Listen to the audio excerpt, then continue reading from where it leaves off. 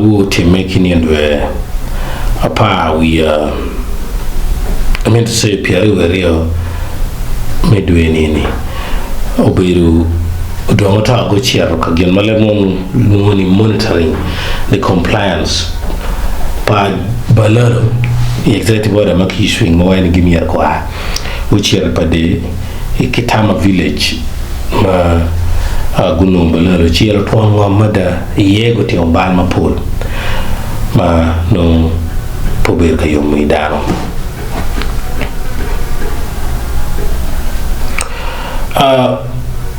kon gin mabe guno yani lumoy mu kane guberu kati my business ay la kumbaler may no gigang chena ki bod Balaalo giwum ko Balaalo wa gigwak Balaalo gibor kingang no gigang chena what kana bere wayne guberi land brokers lumoy waba ikome ni guber kati mo mom tema udirni ni guno ki community.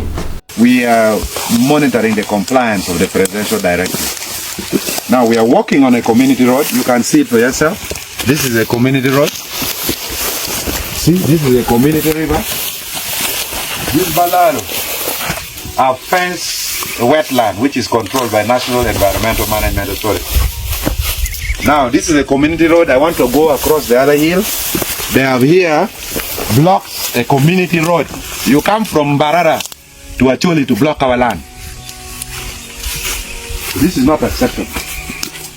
Now we have established a few things. Maybe one, yesterday la diet Gilbert Olanya kok you makon bilor you ma un comuna no severe choy chule be kok ma dele mo trabe capture ngi media outlet ma pool kit ma yang chon ne ya mor ni johan kagu chiel gen gilor you kun evidence ne be video you ma kite karo johan lor you ki chiel ni dan po kan teno mir ki nong you no ma mi dar gon bo to twal mano enu tuki wa ko du ta ko mano pe yo kere ni no dongo wil madanyo ni ngwa megi o mi go ne ni no ko be ma be e ni yo tini gi pere mi be community pe na ka gen pe ki ne yo ni gi be according to kita da ko kere chi no pe be yo ko wo ka gang ni chi ya chuno yin la jo. UPDF came and collected animals and they brought them back the next day. So now some soldiers have turned this into a business. You are not following the presidential compliance and directive. We have also learned the second point that the local leaders, the Gisos, are picking money from the cattle owners. 5,000, 10,000 per cow. So this is totally not acceptable. And we are going to continue all over Acholi. This road, we are going to put it down right now because this is our home. You go and block your road in Mbarara, in Singiro, in Tunga, Amadea. Chergen Yogangu, not here. Because I want to go to the other hill. And I'm glad I'm here with Honorable. Udonga kono wajani. Adir Museveni. Directive and wajati kamele in Kipekalopo. Kipekalopo wachie. Kunyur chwechwine matek kakeo matukine. Kachiel kibuli matikere kachiel gen ke Olanya Gilbert Johnny igi peyom kere kachiel ikongir matikati meni. I'm telling you, this is what the president was talking about. From the presidential executive orders, he stated clearly that the community roads were being blocked by his so-called Balaalo. Check what is happening. We are here for the facts finding. Yesterday, the UPDF collecting animals from here. They took them to the sub-county to be ferried across Karoma. Unfortunately, in the evening hours, the community were very surprised seeing all the animals being brought back into this crowd. I think this is nonsense and stupidity. Look at how they're blocking the road. So from now onward, we are going to put this road down. Everything must be destroyed completely. Come and put all the things down. Put all the things down. Put all the things down. Put down. Put down. Put down. Put down. Put it down. This nonsense. They are blocking a community road. This is a community road. Go and block the road in your home. Ukiero konga chako konga mi ko big mo. Follow us. Yo ti kama. Yanyi magiloro. We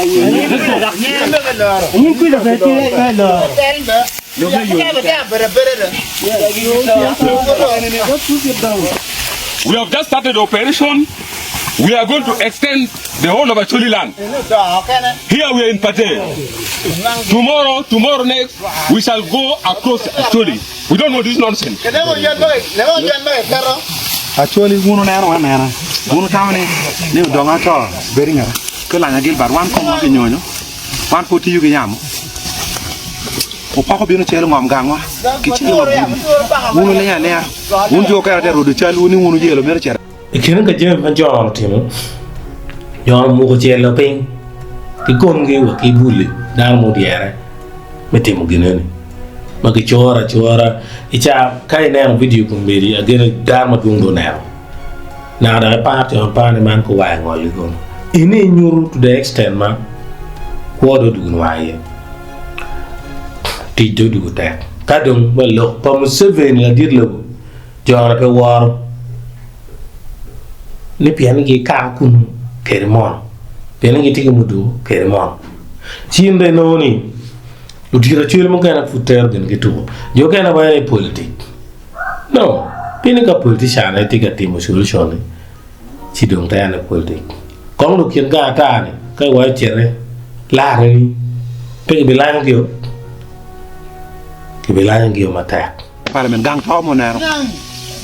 Pengo pekete lu bloka president. There is only one president in Uganda. There is a presidential directive. You come and block Uganda. You are using wetland.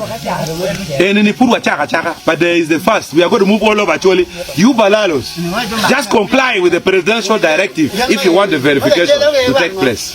Acholi, dans Watumo, les ene qui doit être noir, que Acholi, donc dans Acholi Bulingo. Itawa les ene, mon goût à Odiekai, Gouter sub county, la wo gidi wo, John Odie, good or Terry Adolini. Nen Kero Gawayo. Commune de Piro with Wayo Lenny. Lenny Ming, Mapi of Vignebo. I never truly, Luoro, Bono, will be fair.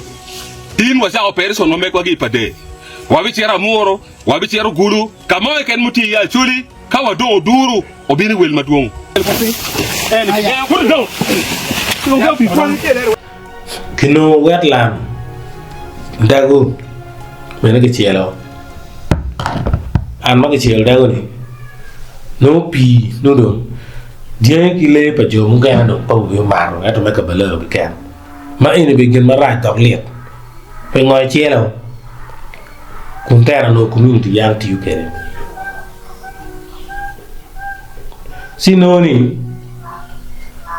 Going away, you're a take a malingi. A little carabin long pity joma, Luren Danco. Kicking up a bear. When then?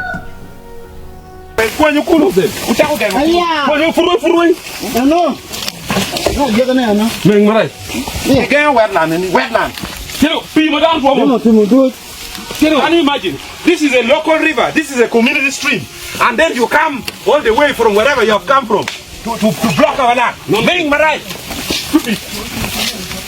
Nonsense. Put it down. This is a community river. You come and fence it. Do you fence rivers in Gimara there? Ming, my right. Ming. Then in the people down Martial hopping up. Ming. Yeah. You come and fence our rivers. Can you fence this river in Barara? We get to Ming. Ming, we get to Ming, right? Stupid.